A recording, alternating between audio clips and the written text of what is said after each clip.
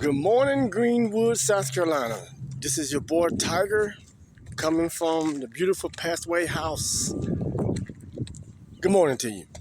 It's a beautiful Saturday morning, April the 25th, I believe, or the 26th, one of them. Just coming to say good morning to you. Third time saying that.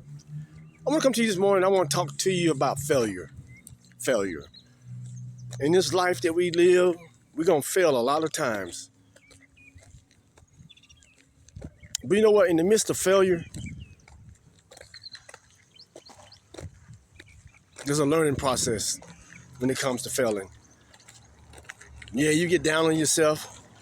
You think that you're not smart enough, not educated enough, don't have the right car, the right clothes, or the neighborhood or the people you hang around.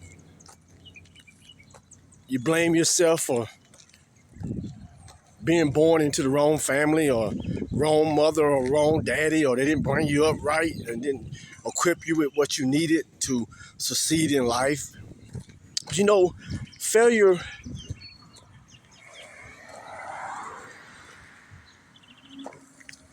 it has power to beat you down, beat you up. But you know what? That power is given from you.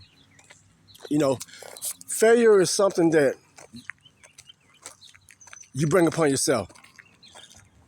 And if you do fail, it's nobody's fault but yours. Maybe you didn't study enough. Maybe you was around the wrong people. You chose to be around those people. People who was not giving you anything that you could grab hold of to make you look into yourself and make you want to do better.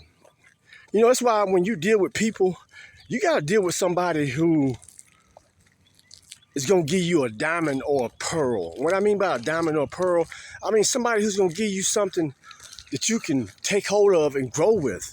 Something that's going to make you look inside yourself and ask yourself questions. Can I do better? Can I walk better? Can I talk better? Can I treat people better? Am I helping people enough? Am I doing enough to push myself as a man and a woman to push through whatever storm, mountain, obstacle that's in your way? Because see, if you don't put yourself around people who are striving for what you're striving for, why would you hang with somebody who is striving to be selfish? Only thing they care about is satisfying themselves. Only thing they care about is putting money in their pockets, living in a big house, driving a fancy car, wearing fancy clothes, sitting around talking about people, gossiping. Why would you want to be around with somebody like that? When you could be around somebody who loves people, wants to help people, are kind to people. You know what I'm saying? Don't think about themselves. Knowing that God has them. Knowing that God's going to take care of them regardless. God takes care of the flowers and the trees and the lakes and the valleys and all that. Why won't he take care of those who are created in his image? A flower and a tree is not created in God's image. We are. Man and woman are. So what makes you think he's not going to take care of you? No matter what you go through. If anybody should give up in life, on life, and I'm not saying I'm number one, but I'm one of them. I've done almost 22 years in prison. I got 4 felonies on my record, which I'm working on right now to get expunged, but it might not happen. I'm at a facility that's a good facility, but it's a homeless shelter for people who do not have a house. I'm 55 years old, I have no children. Something that I want more than anything is to hear a child call me daddy. That's a beautiful word. Not father, because there's only one father, and that's the Father in heaven. But to hear a child call me daddy is something that I want to experience. Very importantly in my life. Number 1, being everything that God has brought me to this world to be. Number 2, knowing me, knowing who I am. And number 3 is a family. Yeah, I don't have that. So the things that you go through in life, it's nobody's fault but yours. Failure Failure is something that every person in this world has experienced. And every person in this world will experience it more than once. But it's nothing but a stepping stone to success. If you look at it through the right lenses, spiritual lenses, you can learn. You can get wisdom, knowledge, understanding, common sense, strength from failure.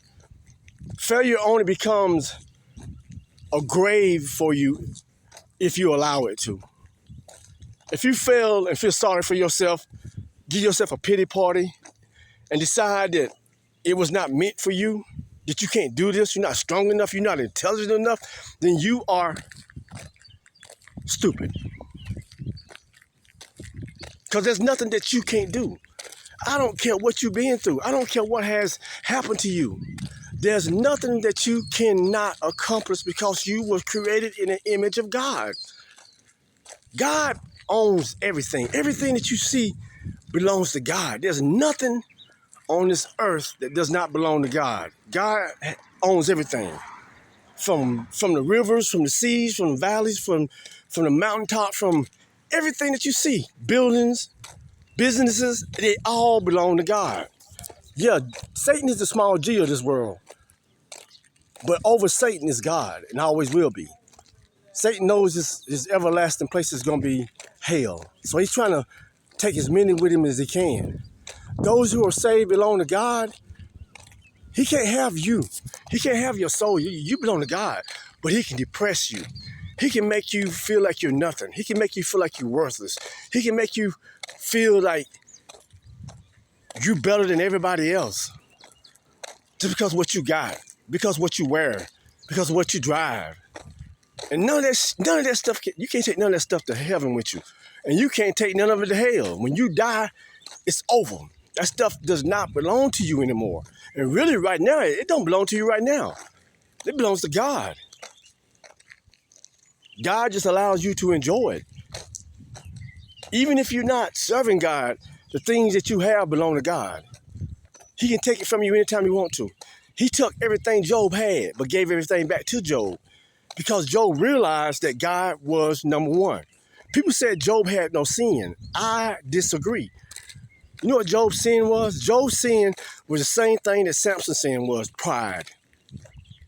Job knew that he was the richest man in the land at the time, and there was nothing that Job couldn't do, or nothing that Job wanted that he couldn't have. And that began to mess with him, began to mess with his ego. Job did not think that God had the right to allow what happened to him to happen. He didn't think that God had a right to allow himself to be tested. God can do what he wants to. That's why God told Job, when God spoke to Job, he basically told Job, who do you think you are? I'm God, you're not. I created you, you didn't create me. I can do what I want to. I can allow what I want to come your way. But in the midst of all that, even in the midst of Job's pride, he didn't sin no further. Even when his wife told him to curse God and die, Job looked at his wife and said, woman, you a fool. The God who gave, the God who blessed me, the God who woke me up, the God who gave me all these children, the God who gave me all this fortune, blessed be his name. Glory be to his name. He gives and he takes away.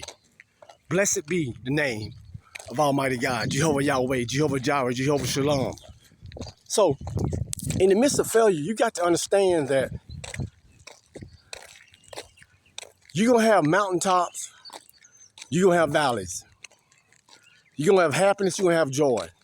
You're going to have people who are going to hurt you, people who are going to lie on you. And you know the sad thing about it, it's the ones who are closest to you. That's why God tells you to guard your heart. You know what I mean? But we're going to talk about this. That's another topic. So we're going to leave that alone. That's another message for y'all. But failure is a good thing, because failure teaches you what not to do the next time. The man who created the light bulb, I forgot his name, so I'm not going to call his name. But the one who created the light bulb, that man failed over 1,000 times before he got it right. 999 times, he realized how not to do what he previously did. So the thousandth time that he tried it, he got it right, because 999 times he failed. So he knew not to do those things that he had did 999 times, the 1,000th time. And the 1,000th time he did it, guess what? Light appeared. You know, I can't remember the guy's name. It's on the tip of my tongue, but I don't want to say it because I don't want to get it wrong. But you know who I'm talking about. 1,000 times this man failed. But one thing about that amazes me, he never gave up. He never gave up. So in the midst of failure, you can't give up. Whatever your dream is, whatever it is, don't give up on it. It's meant for you. It's meant for you to have whatever it is that God has sent your way. Anything that's good and that's going to benefit somebody else, it's from God. God has sent that to you. That's how you know the difference between what God gives you and what Satan gives you. Satan is not going to send you anything that's going to bless somebody else. He's going to send you something that's only going to be for you. It's not going to be no blessing for nobody else. It's a blessing for you and you only. So that's how you know the difference between what God gives you and what God sends your way than what Satan sends your way. Because Satan can send things your way too. Because God allows him to. Because it makes you stronger as a man and a woman. Because you got free will, so you have a choice. But you got common sense. You got intelligence. So again, anything that comes your way that only blesses you, it ain't from God.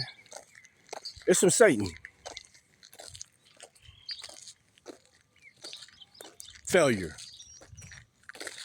Something that you're going to experience to the day you die. It might be making a cake. Might be washing clothes.